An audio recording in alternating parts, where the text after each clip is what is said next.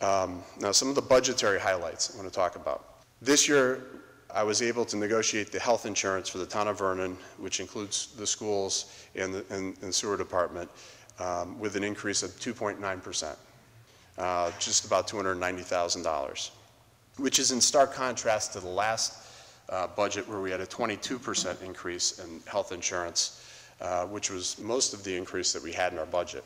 This year I've been able to negotiate the property and the casualty insurance rates, and we've decreased them by $32,000. Recently, Vernon responded to the emergency involving imminent roof collapse, which cost the taxpayers about $300,000. And it was a good thing that we had that insurance too, because the Travelers has thus far covered $100,000 of that expense, and we're continuing to pursue reimbursements for the remaining difference from Travelers. In this budget, with those savings from property and casualty, what I'm proposing to do is that we put that in the workers' compensation fund because we're self-insured. I firmly believe that it's necessary because we're self-insured, and it's crucial to make sure that that's fully funded. In the last 3 budgets, the town of Vernon, including schools and the sewer, have funded the pension at appropriate levels in keeping with good fiscal management. This budget funds the pension at those levels to keep our pension on track with the appropriate amortization levels. So we're funding the pension so we don't have problems going into the future. And I think it's really important for our taxpayers because it protects them from poor practices that have resulted, essentially you see at the state and the federal government when they have these pension bills that are coming due and now they don't have the money to pay it. So our pensions are in good shape and we're funding them. In my first term, and I haven't passed too many, good luck Mr. Krupinski, but I haven't passed too many ordinances in my career. But in my first term, I asked the council to pass an ordinance that would establish an energy improvement district. This ordinance would allow the town to produce green energy, including investments in fuel cells, to lower our operating expenses, and to help the environment. Now in the second term, the ordinance was passed, and now the hard work's beginning. Starting with the recent appointment of the Energy Improvement District Board, the project's moving forward and they're investigating options on energy and cost savings. In this budget, we have some funding available to move that project ahead. This initiative provides an option to our local business community to reduce energy costs as well, to make Vernon more attractive to new business and industry, and redevelopment opportunities, and most importantly, keep the employers that we have that exist in the town now. Let's talk about infrastructure for a second, Ms. Herbst. Infrastructure, having been a standing priority for this administration, an appropriation of $800,000 realized from cost savings and, from the schools and from the police department, which were appropriated last year for the roads in the town of Vernon. In this year that we're in, there was $500,000 of CDBG funds that was for road improvements in the Rockville section. Those funds are being administered in the 2010-2011 fiscal year.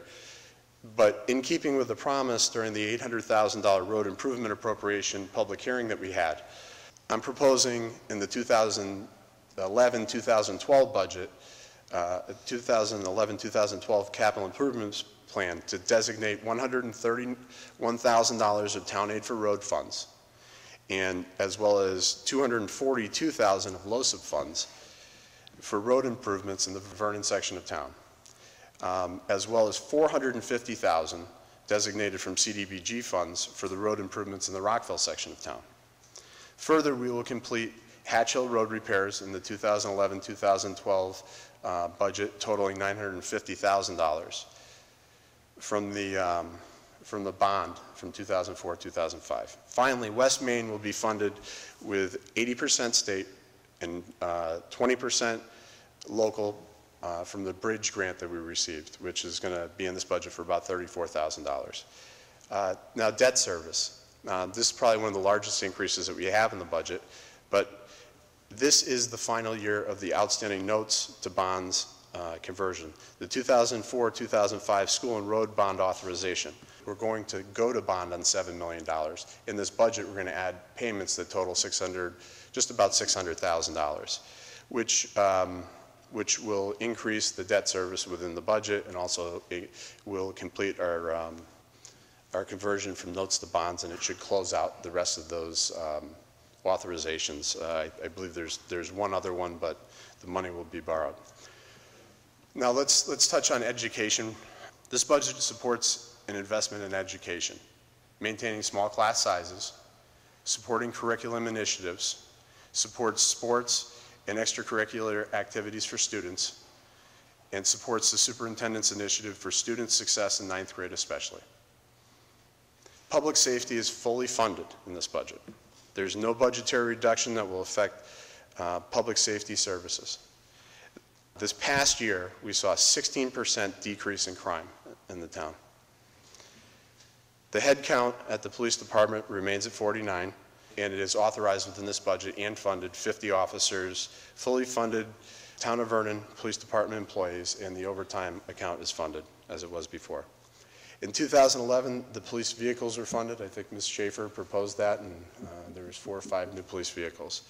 So the police fleet is up to date, and replacements are on track, and officers are able to respond quickly and safely.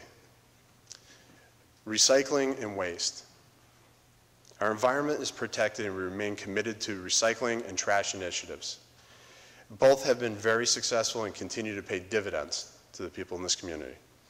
We will continue to support the trash and recycling initiatives that started in 2010 and 2011 fiscal year.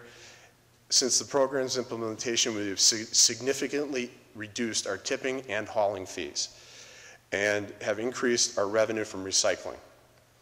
We have seen our recycling increase by approximately 24%, which has reduced the Vernon's trash going into the landfills by 8%.